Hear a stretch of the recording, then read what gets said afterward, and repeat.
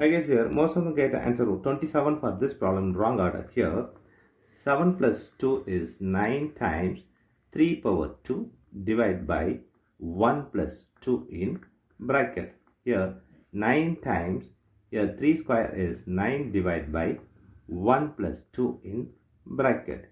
Here 9 times 9 is 81 divided by 1 plus 2 in bracket. Here 81 divided by, this is 3.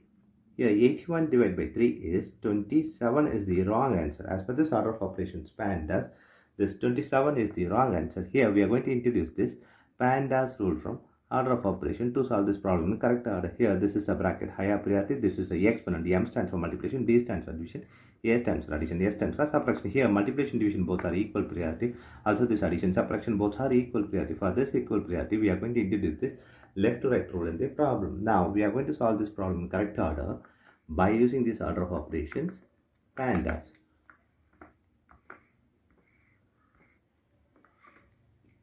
Yeah, as per this order of operations PEMDAS, the bracket is higher priority, so we have to do this bracket. Before this operation here, 7 plus 2 times 3 power 2 divided by, here bracket is 1 plus 2 is 3.